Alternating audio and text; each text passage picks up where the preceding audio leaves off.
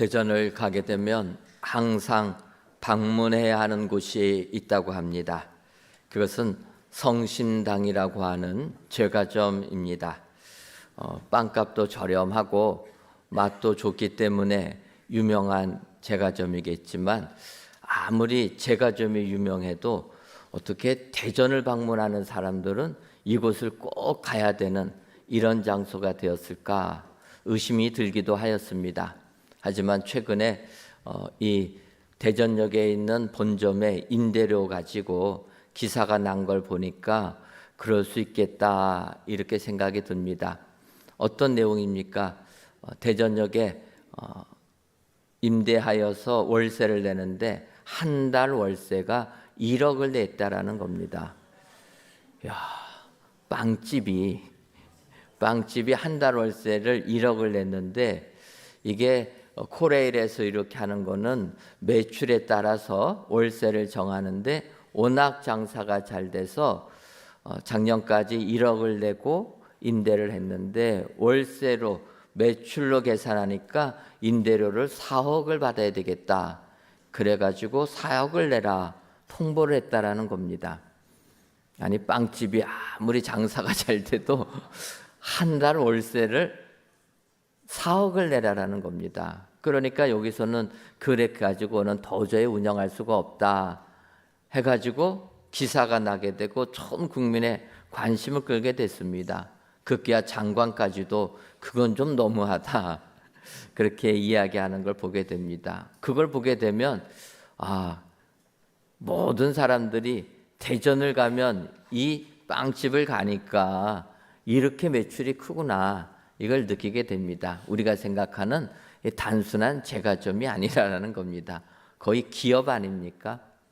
특히 이 성심당은 대전에만 지점을 두기 때문에 이 서울에서는 그 빵 맛을 보지 못한다라는 겁니다. 그러니까 대전을 방문하는 사람은 무조건 이 성심당 빵을 먹어봐야 된다 이런 내용이라는 겁니다. 갑자기 아침부터 빵집 얘기하나?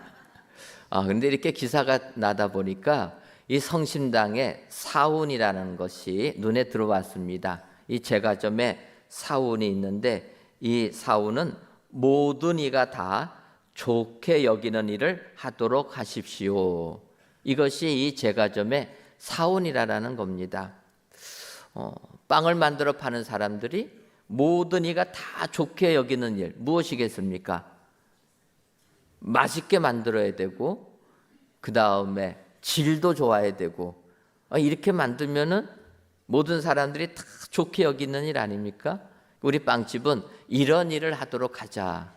이 사원에 따라서 아마 이렇게 크게 제과점이 성장하지 않았을까 생각해 봅니다. 그런데 이 성심당의 사원은 성경 말씀을 인용한 것입니다. 로마서 12장 17절을 보면 아무에게도 악을 악으로 갚지 말고 모든 사람 앞에서 선한 일을 도모하라 이렇게 말씀하고 있습니다. 여기 하반절을 보면 모든 사람 앞에서 선한 일을 도모하라, 이 말씀을 공동번역 성경에서는 모든 사람이 다 좋게 여기는 일을 하도록 하십시오 번역합니다. 바꿔 말하면 이 성심당 이 주인은 캐톨릭 신자인 것 같습니다. 그래서 공동 번역에 있는 말씀을 인용해서 사원을 만들었다라는 것입니다. 이 구절을 또 새 번역에서는 이렇게도 번역합니다. 모든 사람이 선하다고 생각하는 일을 하려고 애쓰십시오. 이렇게 보게 되면 성경은 번역본마다 의미가 느낌이 약간씩 다르다 이런 걸 느끼게 됩니다. 우리가 아는 대로 성경은 구약은 히브리어, 신약은 헬라어로 기록되어 있습니다. 이렇게 히브리어와 헬라어로 기록된 성경을 이제 각 나라 말로 번역을 하게 됩니다. 영어로도 번역하고 우리나라 말로도 번역합니다. 그런데 성경학자들이 이 원문을 가지고 자기 나라 말로 번역을 할 때 우리는 어떻게 번역할 것인가 기준을 정하고 번역을 한다라는 것입니다. 우리가 보는 개역 개정 성경은 원문 히브리어와 헬라어를 직역하는 걸로 하기로 하자 해갖고 번역한 겁니다. 직역은 무엇입니까? 단어 그대로 번역하는 겁니다. 그러다 보니까 이해가 안 가는 것이 많이 있습니다.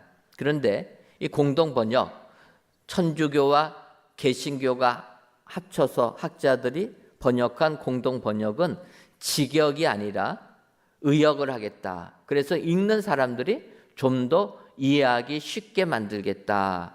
그렇게 해갖고 번역한 게 이 공동 번역 성경이라는 겁니다. 그래서 여러분, 공동 번역 성경을 보게 되면 또 마음에 와닿는 부분들이 많이 있습니다. 성심당의 사원같이 이 모든 이가 다 좋게 여기는 일을 하도록 하십시오. 이 구절하고 모든 사람 앞에서 선한 일을 도모하라. 느낌이 어떻습니까? 좀 다르지 않습니까? 개역 성경을 보면은 조금은 강한 어투가 있고 이 공동 번역은 좀 유한 이런 게 있습니다. 그런데 우리가 이 오늘 로마서 12장 17절을 보면 말씀드린 대로 우리 개역 성경은 모든 사람 앞에서 선한 일을 도모하라 이렇게 이야기합니다. 하지만 공동 번역이나 새 번역은 어떻게 얘기합니까? 모든 사람이 선하다고 생각하는 일을 애써라 얘기하는 겁니다. 이것은 의미적으로도 상당히 차이가 있음을 알 수가 있습니다. 어떤 것입니까? 모든 사람이 선하다고 하는 일, 그 일은 어찌 보면은 잘못될 수도 있다라는 것입니다. 그렇지 않습니까? 세상을 살다 보면 모든 사람이 다 좋다고 생각하는데 그 일이 잘못될 수도 있다라는 것입니다. 예를 들면 구약 성경을 보면 북이스라엘 나라 시대에 아합 왕이라는 왕이 있습니다. 그 부인은 우리가 아는 대로 이세벨이라는 부인입니다. 무엇으로 유명합니까? 아합 왕이 부인과 함께 바알과 아세라 상을 섬겼다라는 겁니다. 우상을 섬기는데 앞장서게 되었다라는 겁니다. 왕이 우상 숭배에 빠지니까 백성들도 같이 우상 숭배에 빠졌다라는 겁니다. 우리가 아는 대로 엘리야 선지자가 갈멜산에서 바알과 아세라 선지자들과 대결하지 않습니까? 그만큼 북이스라엘 유대인들이 우상을 숭배했다라는 겁니다. 한 나라의 왕이 우상 숭배에 빠지니까 국민들, 백성들도 다 우상 숭배에 빠졌습니다. 그래서 이 엘리야에게 절망하는 엘리야에게 하나님이 이렇게 얘기하십니다.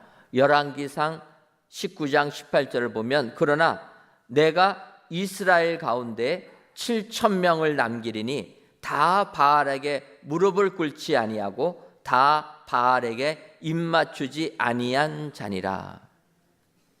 북이스라엘 백성들이 다 바알에게 무릎 꿇고 입맞췄는데 7,000명만큼 많은 바알에게 무릎 꿇지 아니한 자를 남겨두겠다. 하나님이 말씀하셨다는 겁니다. 바꿔 말하면 북이스라엘 백성들 얼마나 많습니까? 100만 명이 훨씬 더 되는 그런 사람들 가운데 그 많은 사람들은 당연하게 여기는 것, 좋게 여기는 것이 우상숭배라는 겁니다. 하지만 7,000명만 하나님을 섬겼다는 겁니다. 바꿔 말하면 모든 사람이 좋게 여기는 것이 잘못될 수도 있다라는 겁니다. 그렇다면 오늘 성경에서 말씀하시는 이 부분은 무슨 의미가 있는 거겠습니까? 그것은 모든 사람이 좋게 여겨서 우상 숭배에 빠졌다, 그거를 하라, 이게 아니지 않습니까? 오늘 성경은 하나님께서 사람을 창조하실 때 모든 사람에게 동일하게 주었던 그 양심에 따라서 이 세상을 바라보는 시각 속에 좋게 여기는 것, 그것을 힘써야 된다라는 겁니다. 좀 상식적으로 살아가라는 거예요. 요즘에 우리 그리스도인들이 세상 사람들에게 지적받는 부분들이 있습니다. 열심히 믿음 생활을 하는 것 같은데 자기들이 볼 때는 조금은 상식에 어긋난다는 거예요. 여러분, 상식에 맞춰서 우리가 조금은 객관할 필요가 있습니다. 구원은 오직 예수 그리스도지만 이 세상에서 바라볼 때는 우리가 조금은 상식을 생각해야 된다는 겁니다. 좀 양심에 따라서 움직여야 된다는 거예요. 믿음이 좋지만 양심 덮어놓고 살면 되겠습니까? 오늘 성경은 그런 의미를 이야기하고 있다라는 것입니다. 오늘 성경은 뭐라고 얘기합니까? 모든 사람에게 선한 일을 애쓰라. 이것을 우리 성경은 모든 사람 앞에서 선한 일을 도모하라 이야기합니다. 오늘 이 예배를 드리시는 저와 여러분들이 오늘 이 말씀대로 모든 사람 앞에서 선한 일을 도모하여 주님의 칭찬을 듬뿍 받으시는 은혜의 성도님들이 되시기를 주님의 이름으로 축원합니다. 그렇다면 이렇게 선한 일을 도모하는 사람은 어떤 사람이 되어야 됩니까? 먼저는 함께 울고 웃는 사람이 되어야 합니다. 로마서 12장 15절을 보면 즐거워하는 자들과 함께 즐거워하고 우는 자들과 함께 울라 이렇게 말씀하고 있습니다. 즐거워하는 자들과 함께 즐거워하고 우는 자들과 함께 울 줄 알아야 된다. 근데 여러분 이것이 말같이 쉽습니까? 쉽지가 않다라는 거예요. 특별히 즐거워하는 자들과 함께 즐거워한다라는 것, 이거는 더 힘들다라는 겁니다. 왜 그렇습니까? 사람에게는 시기심이 있어가지고 남이 잘 되면 어떻게 됩니까? 남이 잘 되면 배가 아픈 거예요. 남이 잘 되면 나도 기뻐야 되는데 기쁘기는커녕 배가 아픈 게 이 사람의 본심이라는 겁니다. 저만 그런 것 같은데 여러분도 가슴에 손 얹고 생각해 보시면 안 그럴 겁니다. 남이 잘 되면 입으로야 얼마든지 축하하죠. 돌아서면 어떻습니까? 마음이 짠하지 않습니까? 누가 주택 청약해가지고 그 어렵다던 아파트에 당첨이 됐습니다. 그럼 어떻습니까? 야, 축하한다. 근데 돌아서면 어떠한 마음이 듭니까? 나는 왜 안 되나? 배가 아픈 거예요. 그러니까 남이 기뻐하는 일에 내가 함께 기뻐한다라는 거 참 어렵다라는 겁니다. 그러나 오늘 성경은 이야기하는 거예요. 모든 사람 앞에 선한 일을 도모하는 사람은 힘들어도 함께 웃을 줄 알아야 되고 함께 울 줄 알아야 된다는 거예요. 슬픔에 잠겨있는 자들 우리가 보면서 어떡합니까? 위로하지만 돌아서면 어떠한 마음이 듭니까? 나는 이 고난 안 당한 것이 기쁘다. 왜 이러는 것 아닙니까? 여러분, 우리 예수님은 전혀 그렇지 않았다라는 거예요. 우리가 믿는 예수님은 슬퍼하는 자들과 함께 슬퍼하신 분이라. 우리가 아는 대로 예수님께서 한 번은 나인성에 들어가셨습니다. 나인성에 들어가시려고 들어가시는데 나인성 안에서 한 무리의 사람들이 성 밖으로 나오는 걸 보게 됩니다. 성 밖으로 나오는 그 사람들을 보니까 사람들이 관을 메고 나오는 겁니다. 그런데 그 관 옆에는 그 관 옆에 울고 있는 여인이 보이는 겁니다. 성경은 뭐라고 얘기하냐면 과부의 독자의 장례라고 이야기하는 겁니다. 여러분, 과부가 남편이 없는 여인이 아들 하나 바라보고 살았는데 독자라는 거예요. 외아들 한 명 바라보고 살았는데 그 아들이 죽은 겁니다. 얼마나 큰 슬픔에 젖어 있겠습니까? 바로 그러한 장례 행렬이 주님 앞을 지나가게 되는 겁니다. 이럴 때 예수님 그 행렬을 보시고 그냥 가지 못했다라는 거예요. 원래 이 장례 행렬을 만날 계획도 없으셨고 주님은 나인성 안에 들어가서 천국 복음을 전하시려고 나인성에 들어가시는 과정이었습니다. 그런데 그 장례 행렬을 보게 되니까 주님이 불쌍히 여기셨다라는 거예요. 누가복음 7장 13절을 보면 주께서 과부를 보시고 불쌍히 여기사 울지 말라 하시고. 여러분, 예수님은 슬픔에 젖어 있는 그 여인을 보시고 불쌍히 여기셨다라는 겁니다. 그리고 예수님은 불쌍히 여기신 것으로 끝나지 아니하시고 어떻게 하십니까? 울지 말라 말씀하십니다. 그리고 그 관에 손을 대시면서 뭐라고 얘기하십니까? 청년아, 내가 네게 말하노니 일어나라.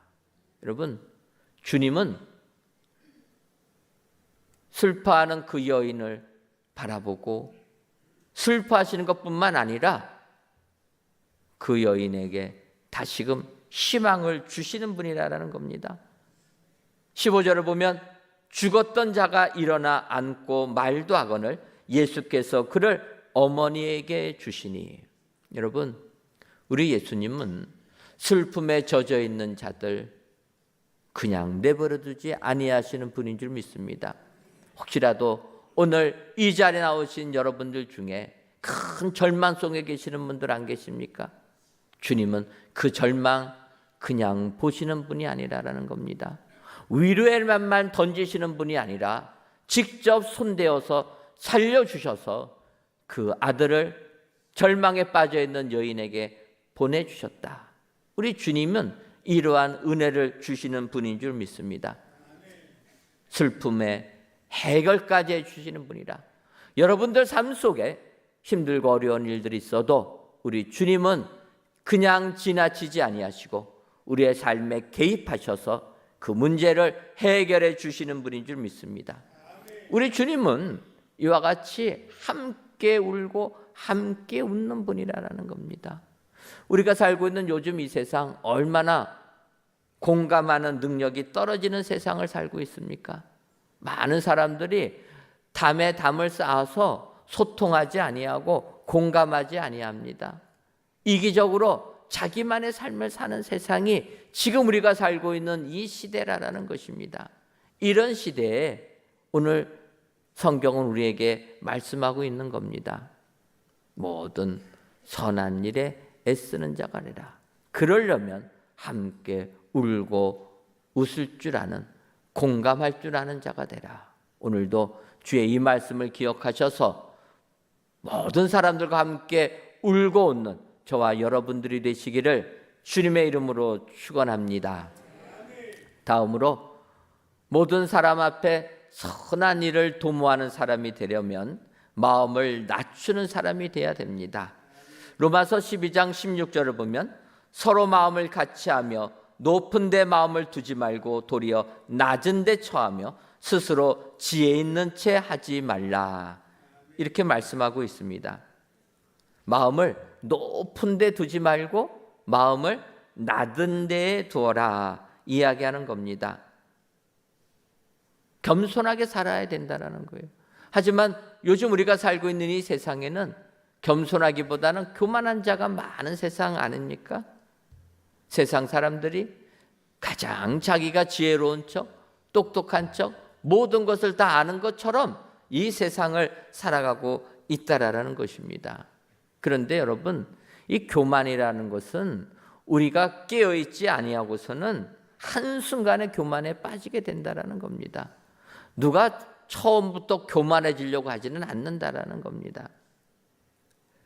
우리가 잘 아는 대로 구약 성경을 보게 되면 남유다 나라에 우시아라라는 왕이 있습니다. 그는 16세 때 왕이 되어서 50년간 남유다를 다스린 왕이었습니다. 성경을 보게 되면 그는 하나님의 묵시를 밝히 하는 스가랴 선지자가 사는 날에는 하나님을 찾았다 이야기합니다. 그가 하나님을 찾았기에 하나님께서 그를 형통케 하셔서 여러 성읍을 건축하며 축복해 주셨다라는 겁니다. 열왕기하 26장 10절을 보면 또 광야에 망대를 세우고 물 웅덩이를 많이 파고 고원과 평지에 가축을 많이 길렀으며 또 여러 산과 좋은 밭에 농부와 포도원을 다스리는 자들을 두었으니 농사를 좋아함이었더라. 우시앙에 대해서 얘기합니다. 그는 스가랴 선지자가 사는 날 동안에는 하나님의 말씀대로 살았다라는 거예요. 하나님의 말씀대로 사니까 하나님이 축복해 주셨다라는 겁니다. 축복해 주어서 많은 성읍들을 건축하고 또 농사를 지면은 100배의 결실을 얻고 많은 육축들이 잘 자란 것 아닙니까? 그리고 그는 여기서 멈추지 않고 군사력도 강화시켰다라는 겁니다. 많은 군인들 또 많은 물자들을 가지고 군사력을 강하게 하니까 부모 때 빼앗겼던 그 성읍들 다시 되찾고 주변 나라들이 감히 쳐들어올 생각을 안 하는 이런 강력한 나라가 되었다라는 것입니다. 이 우시야 왕이 이렇게 강력하게 된 것을 성경은 이렇게 표현합니다. 그의 이름이 멀리 퍼짐은 기이한 도우심을 얻어 강성하여 짐이었더라. 우시야 왕이 강성한 나라를 만들었는데 그래서 그의 이름이 온 세상에 퍼졌는데 그의 이름이 멀리 퍼짐은 기이한 도우심을 얻어 강성해졌다. 여러분, 이 기이한 도우심이 무엇이겠습니까? 사람들이 생각할 수 없는 신기한 도우심이라는 거예요. 하나님의 도우심 아닙니까? 하나님께서 도와주시니까 그 어려운 환경을 다 물리치고 전쟁을 하는 족족 다 승리했다라는 거예요. 그 기이한 도우심이 있었다라는 겁니다. 하나님이 도와주셔서 이런 능력을 가지고 나라가 풍강해졌다라는 거예요. 그의 이름이 온 세상에 퍼지게 되었습니다. 이렇게 되니까 어떻게 됩니까? 역대기야 26장 16절을 보면 그가 강성하여 짐에 그의 마음이 교만하여 악을 행하여 그의 하나님 여호와께 범죄하되 곧 여호와의 성전에 들어가서 향단에 분향하려 한지라. 여러분, 그는 처음 왕이 될 때부터 교만한 사람이 아니었다라는 겁니다. 열심히 하나님을 잘 섬겼고 말씀대로 살다 보니까 나라가 강성해졌다라는 거예요. 이때 조심해야 되는 겁니다. 강성해지면 어떻게 됩니까? 하나님의 은혜임을 깨닫고 더 낮은 자세로 하나님께 감사할 줄 알아야 되는데 그는 그렇지 못했다라는 겁니다. 우리가 아는 대로 말세 때 디모데후서 3장 2절을 보면 이렇게 얘기합니다. 사람들이 자기를 사랑하며 돈을 사랑하며 자랑하며 교만하며 비방하며 부모를 거역하며 감사하지 아니하며 거룩하지 아니하며. 여러분, 우시야 왕이 그 모습 아닙니까? 하나님의 은혜로 잘 되다 보니까 그의 마음이 교만해진 겁니다. 하나님 의지하지 않고 사람 의지하게 되는 겁니다. 하나님께 감사하지 아니하고 거룩하지 못했다라는 거예요. 결국 그의 마음이 교만하여 악을 행하여 그의 하나님 여호와께 범죄하되 곧 여호와의 성전에 들어가서 향단에 분향하려 한지라. 여러분, 하나님께서 율법을 제정하시면서 하나님께 제사 드리는 제사는 제사장들만 드릴 수 있게 했다라는 겁니다. 이스라엘 12지파 중에서 하나님을 섬기는 레위 지파를 구별하십니다. 구별하신 레위 지파 중에서도 더 구별해서 제사장을 따로 부르시는 겁니다. 그 제사장들만이 하나님께 예배를 드리고 제사를 드릴 수가 있는 겁니다. 그런데 우시야 왕이 교만해지니까 어떻게 됩니까? 하나님의 말씀은 온데간데 없다라는 거예요. 여러분, 교만한 자의 특징이 무엇입니까? 교만해지면 그 마음이 높아져서 하나님도 안 보이게 되는 거예요. 여러분, 겸손한 자가 하나님을 볼 수 있는 겁니다. 교만해지면 하나님이 안 보이는 거예요. 하나님의 말씀이 안 보이는 겁니다. 하나님께서 제사장만 제사드리라고 했는데 우시야 왕이 힘이 생기니까 교만해져서 자기가 제사드리려 했다라는 거예요. 그래서 성전에 들어가서 향단에 분향하려고 했다라는 거예요. 이것을 제사장 아사랴가 말립니다. 왕이시여, 아무리 왕이 뛰어난 왕이요 능력 있는 왕이라도 제사는 하나님께서 제사장만 드리라고 했습니다. 왕이 제사 드리면 안 됩니다. 말립니다. 그런데 우시아는 우기고 나가는 겁니다. 역대하 26장 19절을 보면 우시아가 손으로 향로를 잡고 분향하려 하다가 화를 내니 그가 제사장에게 화를 낼 때 여호와의 전앗 향단 곁 제사장들 앞에서 그의 이마에 나병이 생긴지라. 우시아 왕이 말리는 아샤라 제사장 보면서 분노했다라는 거예요. 너가 뭔데 감히 왕인 나를 말리냐. 분노했다라는. 그 순간 어떻게 됩니까? 그의 이마에 나병이 생기고 말았다. 여러분, 하나님 앞에 범죄했던, 교만해서 하나님 무시하고 하나님 법 어기고 제사 드리러 갔다가 오히려 그의 이마에 나병이 발병하게 됩니다. 이렇게 나병이 생기게 되니까 우시아 왕은 죽는 날까지 별궁에 갇혀 지내게 되었다라는 거예요. 그리고 그 왕위는 그의 아들 요담에게 넘어가게 되었다라는 겁니다. 여러분, 우시아가 교만하게 되니까 결국은 병에 걸리고 별궁에 갇혀 생을 마감하는 이런 사람이 되었다라는 겁니다. 성경은 겸손하라고 이야기하는 거예요. 잠언 16장 28절을 보면 교만은 패망의 선봉이요 거만한 마음은 넘어짐의 앞잡이니라. 교만하면 안 된다라는 겁니다. 오늘도 말씀하고 있는 겁니다. 선한 일을 도모하는 사람은 마음을 낮추는 사람이 되어야 된다. 여러분, 오늘도 이 말씀을 마음에 새기셔서 마음을 낮추시는 저와 여러분들 되시기를 주님의 이름으로 축원합니다. 마지막으로 선한 일을 도모하는 사람은 화목하게 하는 사람입니다.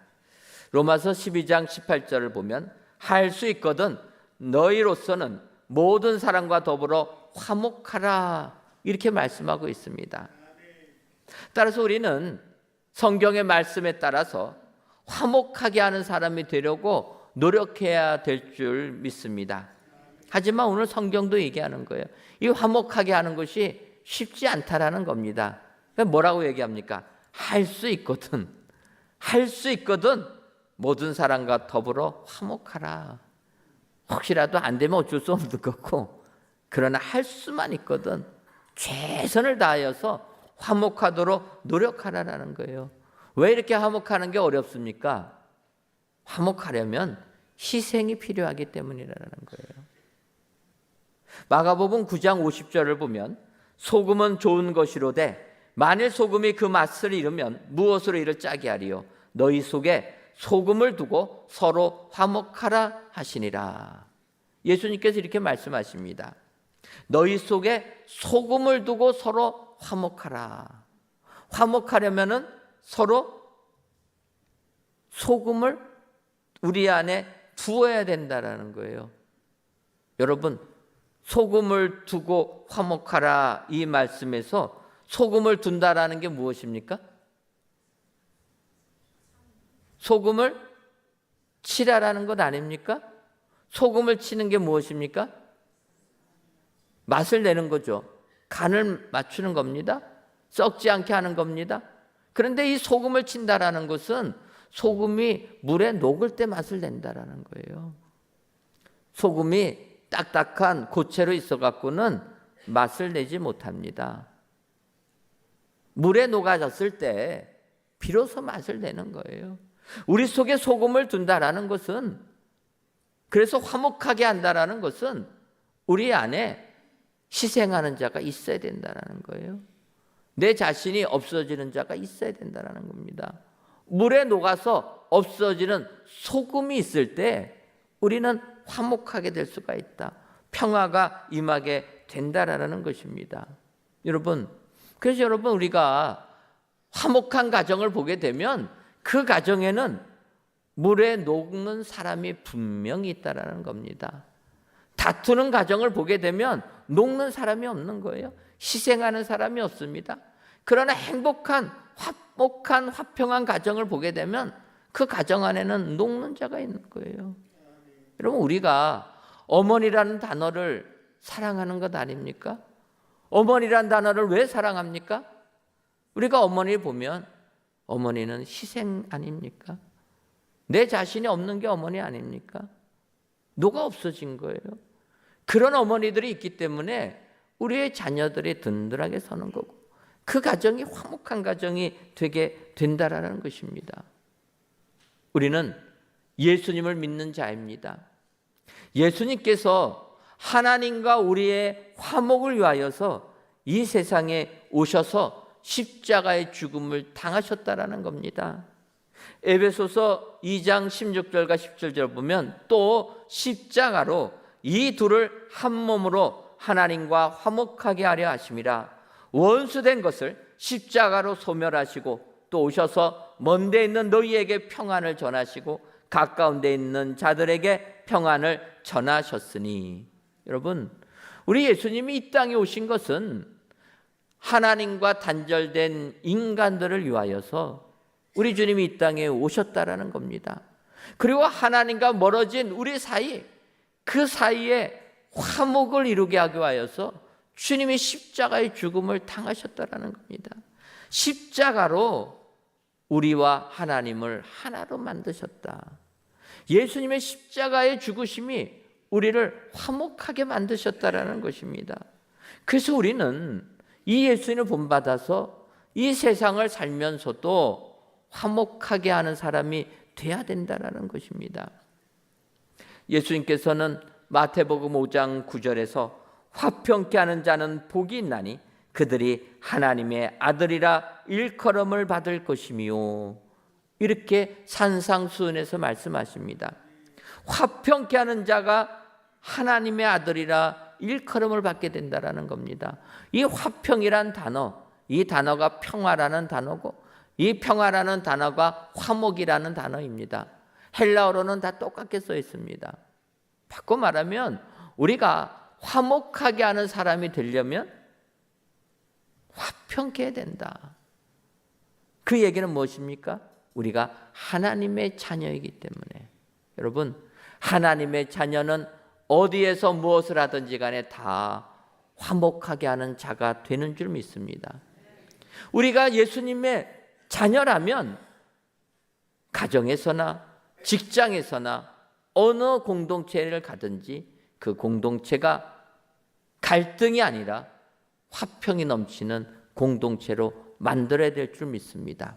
오늘도 성경의 이 말씀을 기억하셔서 모든 사람 앞에서 선한 일을 도모하려면 어디에서 무엇을 하든지 내가 속한 곳에서 화목하게 하는 사람이 되어야 된다.